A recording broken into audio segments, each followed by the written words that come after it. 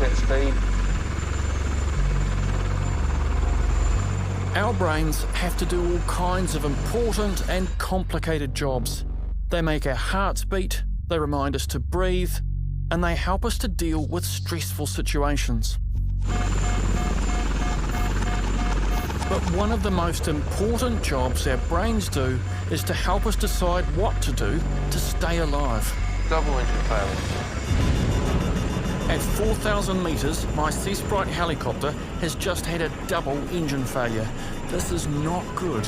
Right, down to 900, 800. I use my sensors to figure out what's happening, and then I apply that information to my stored information, my memory. What do I know about flying a helicopter? As I search through my brain, I don't find much. 300.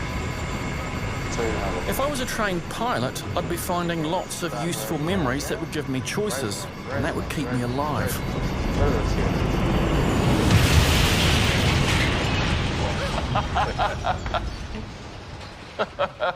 So that's us dead then? Oh, yes. Our brain is always making decisions. Can we help it to make better ones? Is it possible to change the brain we're born with, to upgrade it? Can we become smarter? In this episode, we look at one of the most amazing things our brains do, the ability to learn and to remember. We'll look at how we can improve our memory and how our attitude to learning actually affects how much we can learn. We're also going to look at what happens to your brain when it gets damaged and how you can keep your brain healthy for the rest of your life.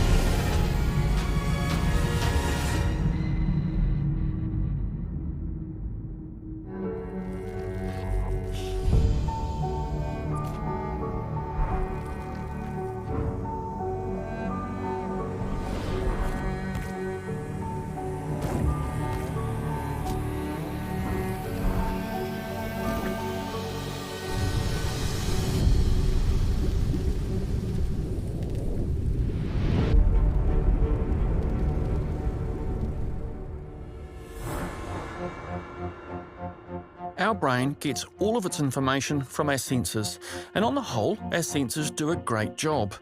When they screw up, can our brain step in to help? I'm going to turn the whole world upside down and see how long it takes my brain to adjust, and the easiest way to do that is with these glasses.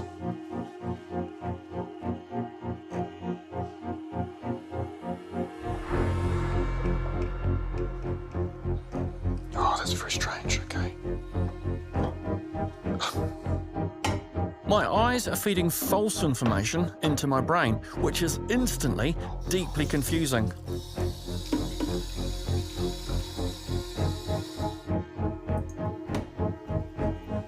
It makes even simple tasks like pouring a glass of water suddenly very difficult. This is very hard.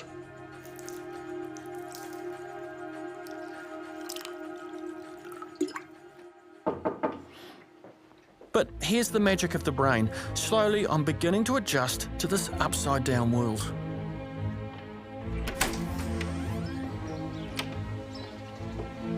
Here's your pizza. Okay, thank you. Over the course of the day, my brain begins to adapt. Hang on. And after 3 days, my brain will be completely at ease with an upside-down world. And it's because of something that neuroscientists call brain plasticity, the ability that our brains have to adapt and learn over time. Now, sometimes that can take a long time, like when you flip the world upside down, and other times it can happen almost instantaneously. Having brains that can actually change, that are plastic, is really important because that's how we learn new things, like how to escape from stuff. I'm going to duct tape these two people. Now, this is an unlikely event, but it shows how I can permanently change the brain of our participants, and even your brain will be changed by just watching the experiment. All right, and now let's see if you can escape.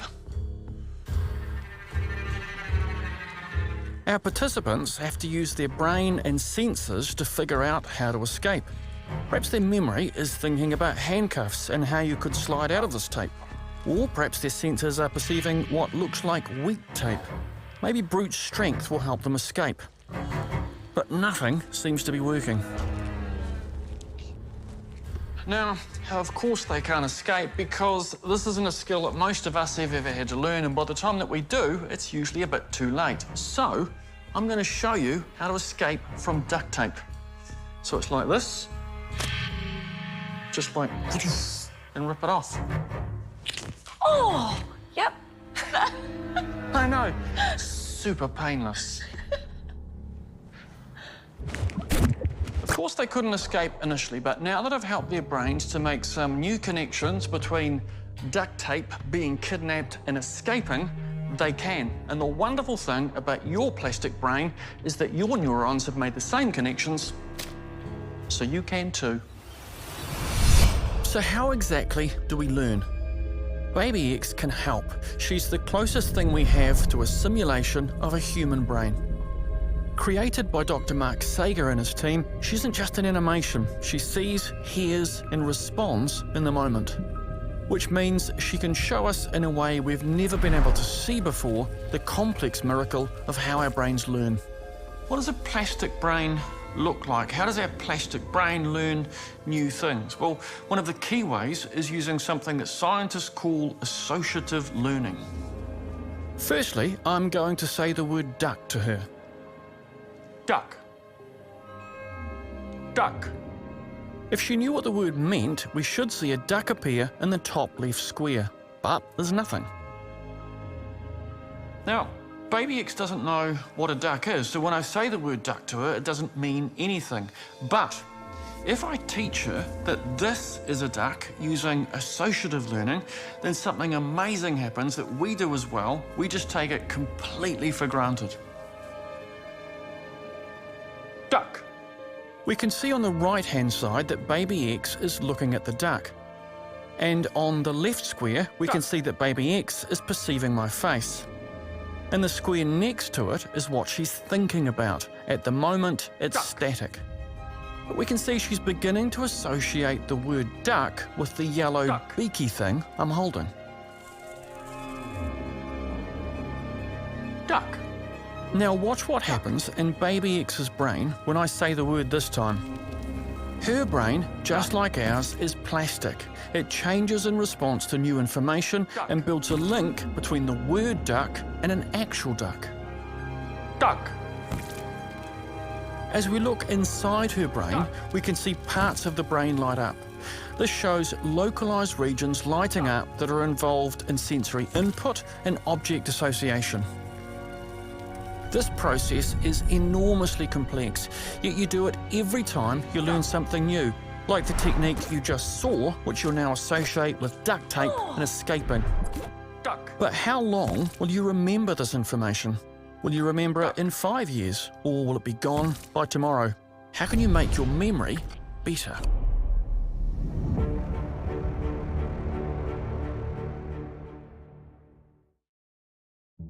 Ever wondered why time seems to pass quicker as you get older? Well, it turns out that has a lot to do with how our brains remember things. Basically, they look for two things: consistencies, which they ignore, or irregularities, which stand out. Brushing your teeth is pretty routine. We don't have a different memory for each time we've done it, mainly because there's nothing important to remember, just the same old, same old. We can do it on autopilot, and if we try to recall teeth brushing, we have this sort of generic impression of teeth brushing, maybe picturing our current bathroom. But if something irregular happens, then my brain certainly notices. It's something I'll remember for the day, maybe for a month, or maybe I'll never forget it. Novel experiences we remember, and the everyday stuff we forget. And of course, as we get older, we have fewer and fewer novel experiences.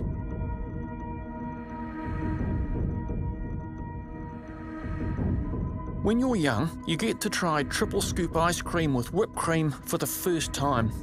It means that time feels like it's passing slowly because so many things are new. You're creating brand new neural pathways all the time. These new things, like getting our first tattoo, burn themselves into our memories. Scientists have found that the teenage years are particularly impactful. That's why we still love that Foo Fighters album, have fond memories of our first love, and relive that moment when we won the game for our team. Whereas when we get older, we've been there, done that, and so we don't remember large parts of our year.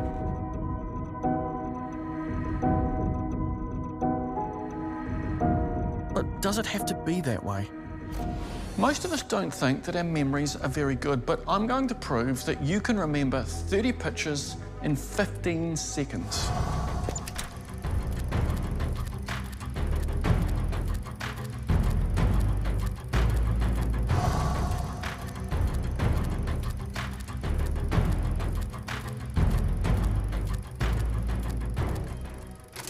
Right, now, have you remembered all of those? Most of you probably think you can't remember very many, but I'm going to prove that you can remember all 30. That's how good your memory is. So, teddy bear or clown? It's the teddy bear. Bridge or jetty? It's the bridge. Elephant or lamb? It's the lamb. Ice cream or salad? It's the ice cream. Butterfly or flower? It's the butterfly. Tea or water? It's the tea. You have all the images memorised because your brain is always capturing everything all the time. All that detail is in your short-term memory for a minute or so, and unimportant information is quickly discarded, like brushing your teeth this morning. One study showed that we could remember 2,500 objects shown to us over a 5-hour period. So, if our memories are that good, why is it so hard to remember where we put the car keys, and how can we get better at that stuff? 3.141592653589793. Ralph is a memory champion. He knows pi to 3,560 decimal places, and he learned that after he turned 70. He's got a way to help us remember things for longer. Do you have a special memory? Do you have special memory powers? No, I don't actually. I just have a normal memory.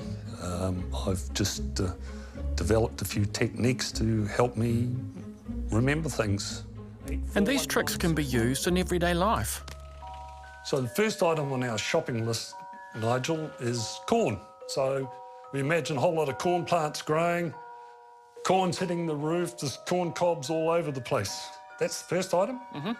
And second item on our shopping list is baked beans. Mm-hmm. So if you imagine someone pouring it over all the DVDs. The secret is to create bizarre images in a space you know well, like your home. And the last item on our shopping list is bananas. Forward, you just imagine bunches of bananas hanging from the plant. Right. If you only want to do it short term for shopping, no problem. You should be able to remember all. Do you think anyone can improve their memory? Yes, there's no doubt about it. All the people that compete in world championships, I think, would say they have no special abilities. They've developed a technique and they practice it. If you're going to be the best, you've got to practice. It's as simple as that. It's almost unbelievable, but it's just use of the mind, that's all. But there are some things you don't have to work at memorising. They stick with you for life. We're here, Sarah. Here we are, putting her open. But get that, that's what's cool. Wow, beautiful sunrise. 25 years ago, Sarah Wilson literally found herself falling off the side of a mountain. So my head is flying around a helmet, but inside my brain, it's a bit like time just slowed right down. It was like I was watching a movie of my life. How did they affect you, the memories that were coming to your mind? There was a lot of emotion associated with images. There were people I love. And so there was a sense that those things are important to me and I don't want to lose them. But also it was a very calming impact. So I could enjoy the fact that I had those great people around me in my life. It was emotional, but also quite positive. It was almost preparing me for an end. Looking back now, you kind of have these two components, the memories of the fall and the memories of the memories. Are they both equally as strong? This is where it gets interesting, is that the memory of the fall is particularly strong. And what I notice, even talking about it now, some years on, is that it still has a very strong emotional quality, so I can feel myself shaking a bit. And as I tell the story, you know, I can separate myself a little from it, but it still has a huge emotional impact for me. Memories of traumatic events are very intense and can make the person feel like they're actually re-experiencing the incident. This is what happens with post-traumatic stress disorder. It's supposed to be helpful because it creates a strong memory around things to avoid, but instead it can end up hurting us because we relive the traumatic event over and over and over again.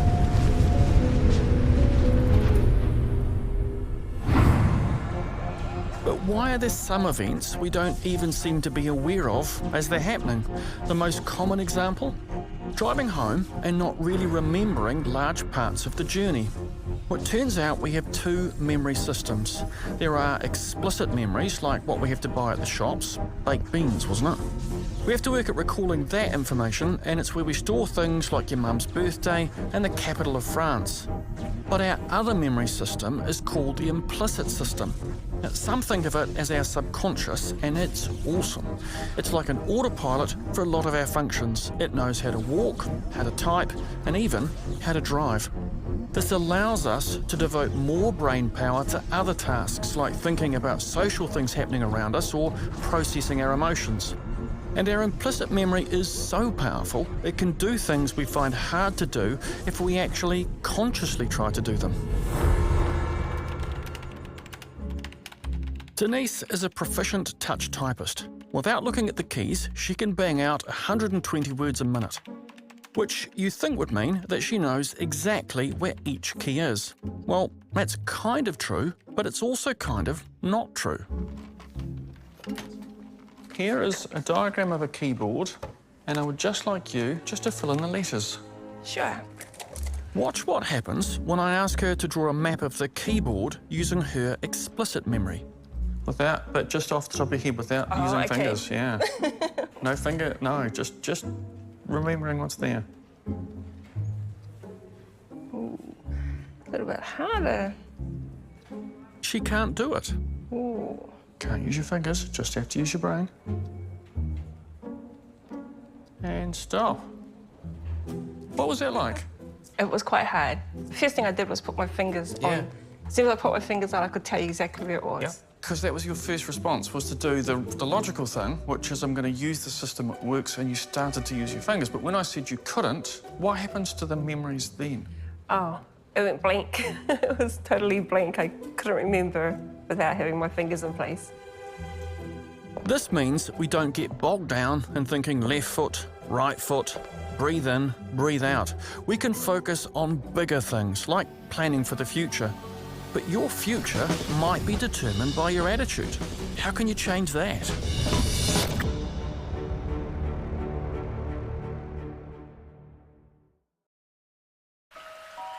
When we're born, everything is unexpected and strange.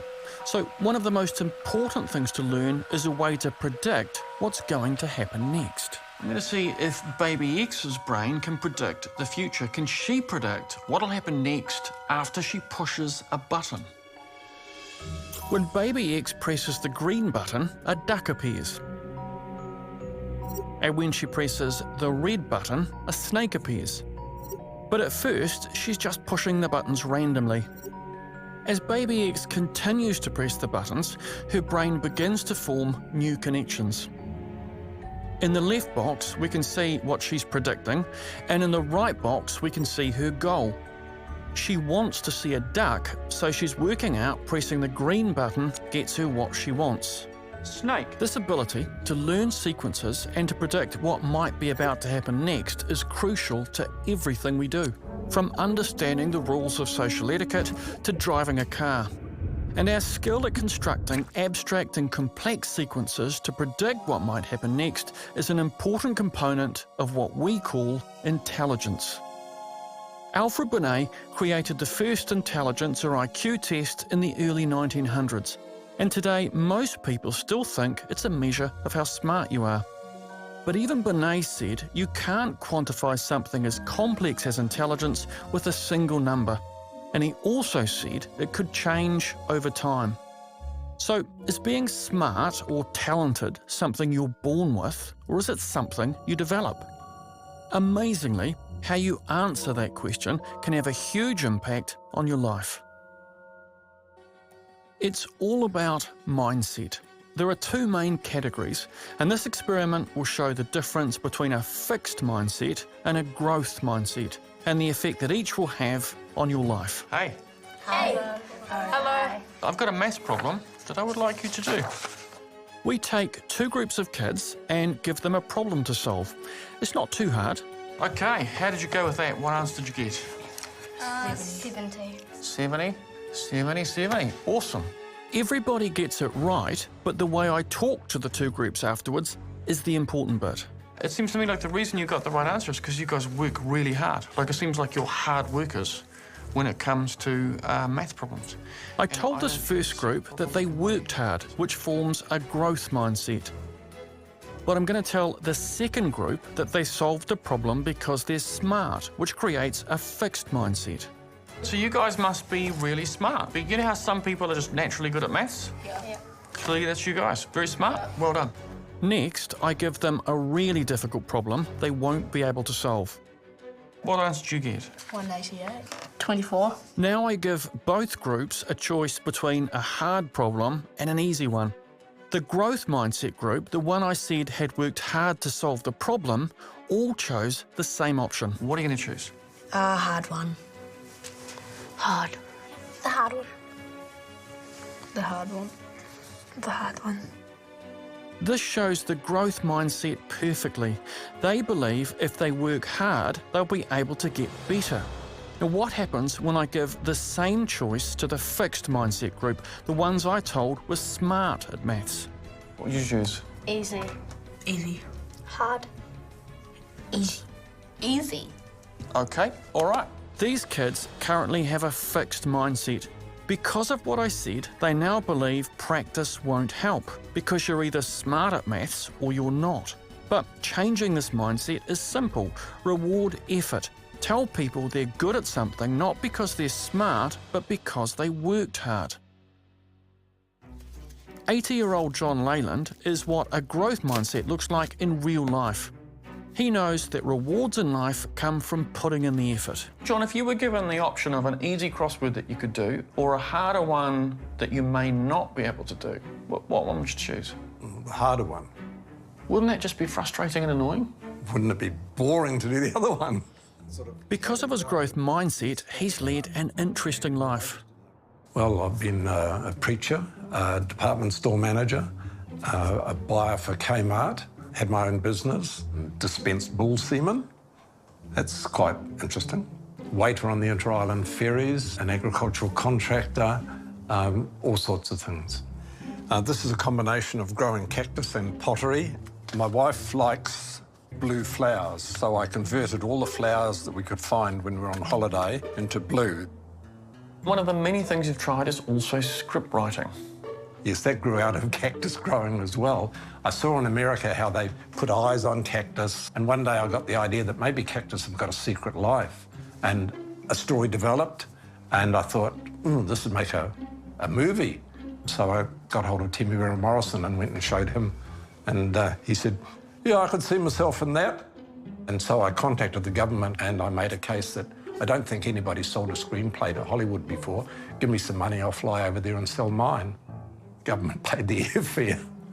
And I went over there and I found an agent, and it got shown around. Didn't sell, but I got a wonderful rejection letter from MGM. It's worth framing. Clearly, having a growth mindset leads you to put in the effort required to achieve things.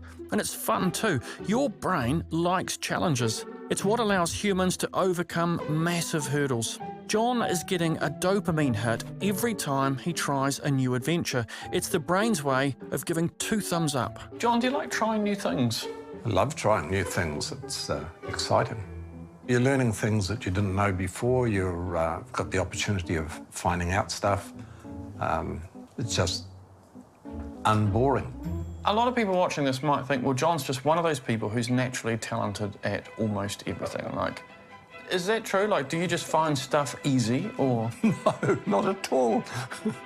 A lot of the things are just things that I've learned. I learned very early on that you can have strategies which lead to success. You've got to apply yourself, you've got to have a clear idea where you want to go, you've got to be prepared to fail. We should be teaching our children that it's okay to give things a go, and that it's okay to expect to fail, and it's okay to succeed.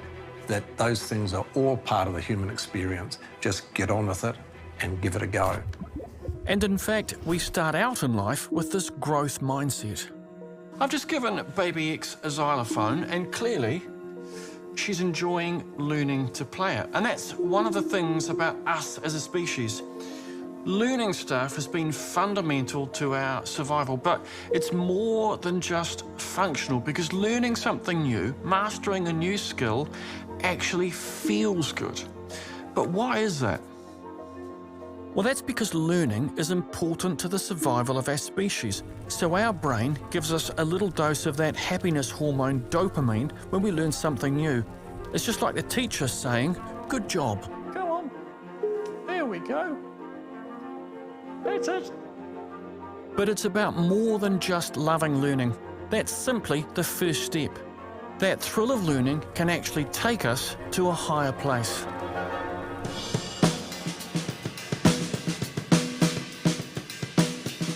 There are lots of things humans do that are incredibly hard, and playing the drums is definitely one of them. So is drumming just about talent? Are some of us born drummers and the rest of us not? I can practice and probably get a little bit better, but could I ever do anything like this?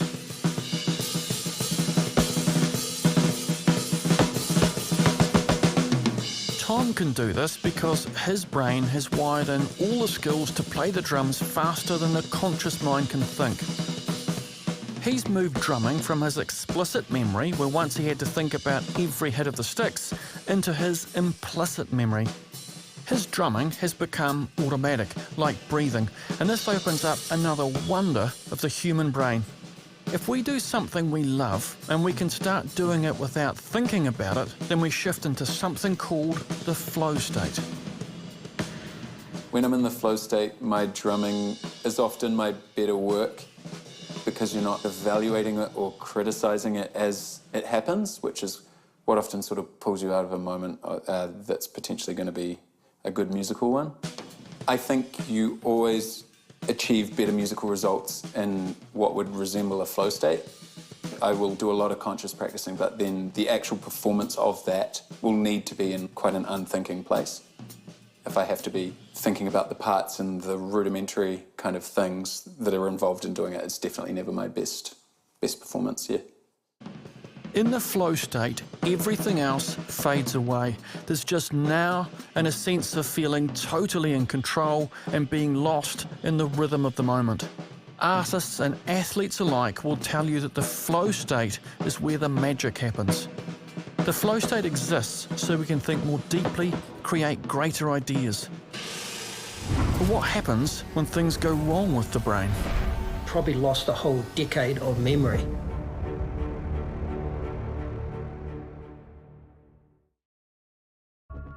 Inside each and every one of us is the most powerful computer in the known universe. But just like an actual computer, things can go wrong. The brain is a jelly-like substance that sits in fluid within the hard protective skull that surrounds it. And what happens when there's an external impact to the head? The brain actually moves within the skull, and so it can be forced forwards and backwards against the skull. It can also rotate within the skull, and that can cause some bruising. It can cause a shearing of the outside brain tissue, and also the brain can swell and blood vessels can bleed. That can leave people feeling dazed or confused. They might lose consciousness, or they might not remember what has just happened to them. Your memory is associated with the temporal lobe, the part of your brain just above the ears on both sides, which is why memory is often affected by a concussion. Though obviously all contact sports carry the risk of concussion, most of the brain injuries that happen to people are the result of accidents. It happened in 2008. I was sailing off the coast of New Zealand. It was a very stormy night, and we found ourselves in a little bit of bother, and the boat jibed, and I got hit on the side of the head. I didn't actually know what happened, but according to the crew, I was only knocked out for a few seconds, but of course it felt like a long time. And then, you know, I knew that I was in serious trouble. I didn't realise at the time, but a few days after the actual initial blow to the side of the head, memory loss became quite noticeable. And as the days and weeks followed, I just got worse and worse. And it got to the stage within 2 to 3 months, I probably lost a whole decade of memory. It really depends where the injury is to the brain and which neural circuits have been disrupted as to the type of difficulties people experience. And that's why it can be very different for different people. The brain is involved in so many activities that we do, and learning and memory is a really complex task for the brain. And so many different areas are actually involved in learning and memory. And so when there is an injury to the brain, those connections are quite vulnerable to damage. How bad did things get? Things got quite bad. Prior to the accident, I was a professional yachtsman. I had sailed over 60,000 blue water miles, and with the brain injury, the head injury, I lost my balance, I lost my memory, I lost a little bit of eyesight, and the biggest thing of all, I lost my self-confidence. And if you lose your self-confidence, well, it's a hard road back, it really is. The effects of a brain injury can vary considerably. So even if several people have had an injury to the same area of the brain, the effects can be quite different. The way our brains wire is very much based on how we learn and what we're exposed to throughout our lifetimes. And so everyone's networks are quite unique. So the difficulties people experience and how that plays out can be very different between different people. So some people can have an injury, recover well within a few days. Other people can go on to have much longer term problems. Unable to sail boats, Neil started up a coffee bar. And the strangest thing happened 5 years after losing his memories. One night, they returned. I woke up at 2 o'clock in the morning one night and it just all flooded back. It was like someone had plugged in a memory stick. It was just like a lightning strike. It was like watching a movie. I sat up in bed and before my eyes, 10 years of memory came flooded back. People I knew, people I sailed with, work colleagues, everything. It was just incredible, and yeah, I can't explain it. The brain is incredible in its ability to restore and repair itself, and the more we're learning about the brain, the more we're learning about this ability to regenerate itself. It's just incredible how you can be involved in an accident and you can have major concussion, but yet in time, it does heal. And in time, you do get back all the things that you've lost. You got to protect what's in here because a head knock can change your life completely. It changed mine big time. Another thing that has an effect on memory is aging. And one of the most common signs of it is that feeling it's on the tip of your tongue. The other day, I was trying to buy spirulina and I couldn't remember the name of it. Spatula. Nope. Semolina? I don't know what semolina is. Scientists don't yet have a clear understanding of why it's harder to connect the meaning of a word with the actual word as you get older. But just like the rest of your body, your brain begins to deteriorate. It's actually shrinking. And the connections between those trillions of neurons are beginning to wear out, maybe as much as 25%. Now, words like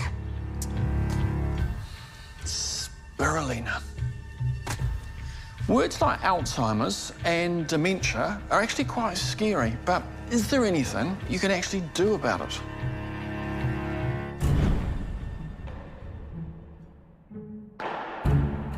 There was one event that made Graham think that age was doing something to his brain.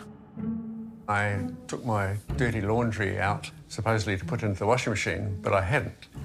And a couple of days later, my wife said, what happened to the laundry? Somehow or other, I'd put it into one of the yellow rubbish bags, neatly folded. I still don't even remember doing that to this day. And so I thought at that stage, there's something a bit strange. He was diagnosed with MCI, mild cognitive impairment, and he's taking part in a research trial which is looking at ways of preventing further deterioration. I make sure that everything is noted down. I have lots of lists. Everything has to be written onto the calendar as to what I'm supposed to be doing. You need to be active physically, socially, eat healthily, and do things that are good for the heart. If they're good for the heart, then they're good for the brain. I am keen to be one of those people who recover from this condition. So I do everything that is supposed to be good for improving the condition. Without your memory, your quality of life can deteriorate very badly, but we still don't know a lot about how to prevent the decline of memory for people with dementia, with conditions like Alzheimer's and MCI. The science isn't there yet on whether the strategies Graham is using will help combat dementia, but keeping healthy and social are proven to be good for your brain. Graham has just had his annual test with the researchers, and they've found that his mental ability hasn't dropped from last year.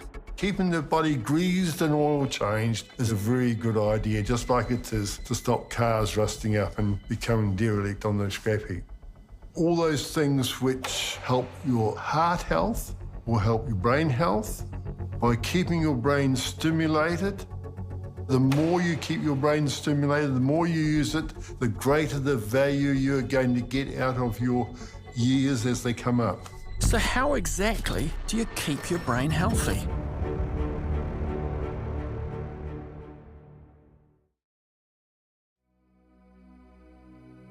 Can we make our brain healthier? And what would that look like? Just like every other part of our body, our brain needs us to exercise. In fact, it needs a really healthy heart. Things that lead to heart disease and stroke, things like inactivity and obesity, can also contribute to dementia. An unhealthy lifestyle can lead to a narrowing of the blood vessels, and that reduces blood to the brain. And when your brain doesn't get the blood flow it needs, it can malfunction. You might have problems which could range from remembering where you parked the car all the way through to massive cognitive deterioration. But there's good news. I like everything about Tai Chi. I was 73 when I joined, so starting to get towards old age, if you like, if I wasn't already there. It stopped me from going into old age, as it were. And now I still feel as if I'm 73 and I'm 86. I cannot understand why everybody is not doing Tai Chi. I really can't. Exercise is one part of keeping your brain healthy, but another important thing for a healthy brain is novelty. Anna, how long have you been gaming for? I can't really remember not gaming. What is it that kind of draws you into that gaming world? Definitely the narrative. It's my favourite medium for storytelling. What about the emotional stuff? So are the emotions that you kind of have when you're playing games, is that similar to the real world? Does it feel like a copy of the real world? I think it depends on the kind of person that you are. I've seen some people get so unbelievably angry at games, and you think, well, you don't really lose anything by losing a game. But I do feel quite emotionally moved by some of the stories that are told. Video games have some very complex features to them. First of all, they're full of novel stimuli. They're full of bells and whistles and lights and things that you don't expect in your normal environment. So you can't predict that. One of the things really interesting about novelty stimuli is that you can't predict when they're going to occur. And when you can't predict it, they drive these systems to release dopamine into the areas of the brain involved in reinforcing. Computer games reward Ayana constantly with these dopamine hits. But why does our brain want to reward us for doing and seeing new things? Imagine if everything around us we'd seen all the time and nothing changed. All the stimuli would no longer be important to us. So we need novel stimuli to really motivate us, to drive our motivational system, to get around and explore the world and to learn about what we have to do to achieve the good outcomes that we want in life. That dopamine is there to reinforce behaviour. It's saying keep doing the things that you're doing. When a new game is announced or you start playing a new game and you see, the graphics, and they've made this really beautiful game, and no matter how, the game turns out to be, and you see your character there for the first time and you see this fantastic kind of landscape, I think it can be the same kind of thing as if you saw a really beautiful piece of artwork. From an evolutionary perspective, humans needed to explore new worlds to survive, and our brain still rewards us for that with dopamine. But more importantly, doing new things, including exploring worlds in a computer game, is a multi-sensory experience, using our hands, eyes and ears, and this helps to keep our brains healthy. Doing poise is really important. Knitting is very important. Your multi-sensory input and doing it according to a pattern, you're thinking it and all the rest of it.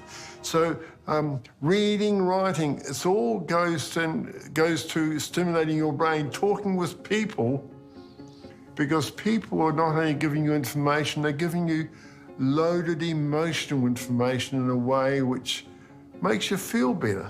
Sleep is also vital. It's one of the great mysteries, I suppose, of the brain. It's not fully understood what all it's doing. But one of the things, it seems to be involved in helping process the information that you've learned and stored away during the day. You can actually learn a task, have a certain level of performance, do no more training, have some sleep, and come back the next day and you will be better than when you finished starting the task in the first place. So there's some additional binding and building of those networks during sleep that is actually making that performance better. And what happens to our brain if we don't get enough sleep? Bernice, how did the insomnia start? It started when I had my daughter, and she was a very bad sleeper, and that meant that my nights were interrupted every night, and that went on for years. And so even once she started sleeping well, my nights were very bad still. I had broken sleeps every night.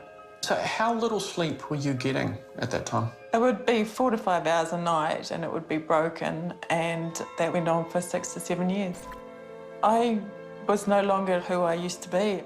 I had no energy, I had no enthusiasm. I was living my life as a zombie. It was really survival mode that I was in, just getting through the fundamentals of each day, but it was no life. Sleep's important for an organism to survive. Without sleep, our brains will overheat. Studies have shown that if you sleep-deprive animals continuously, it can result in even death. Sleep is important in terms of memory. That we know now for sure. What about things like memory and concentration? They were bad. They were really bad. Yeah, I was constantly having to make lists. I would find myself walking into a room and having no idea why I was there. Sleep is important in memory formation. That's been shown in a lot of studies that with sleep deprivation and depending on the phase of sleep, different types of memories affected. And when individuals actually have good sleep, then the ability to form memory is actually improved. What were the strategies that made a difference? Well, the first one would have been prioritising sleep, and I mean really prioritising sleep, going, I have to change this, and actively taking steps towards it. I gave myself permission to wind down in the evenings, whereas previously I worked right up till the finish line and then threw myself into bed. And I also did sleep restriction, which sounds completely counterproductive, but is a very powerful tool. And staying up later meant that the quality of my sleep was much, much better. What's been the impact on your life of finally getting a decent sleep? My sleep is so good. It is life-changing, completely life-changing. To go from 4 to 5 hours a night broken sleep to 7 hours of consistent, easy sleep. You know, I love going to bed now. I love my bed. I just get in there and I fall asleep and I stay asleep till the morning. Your brain's most important job is to keep you alive, and it does that through learning and adapting. The best current science says there are 5 simple things that you can do to help keep your brain in top-notch condition. Number 1, the single most important thing you can do for your brain is exercise. It just is. 2, challenge yourself. Your brain loves to try new things. 3, your brain needs to hang out with other brains, so make sure you look after those important relationships. Number 4, your brain runs on fuel, so make sure you put in the good stuff. And 5, you need to get a good sleep. We use the memory trick of creating unusual images, so these rules should hopefully now be burned into your brain. And if you do these 5 things, it'll help keep your brain in its best possible condition, and you'll find that you'll make the best possible decisions and be the smartest you.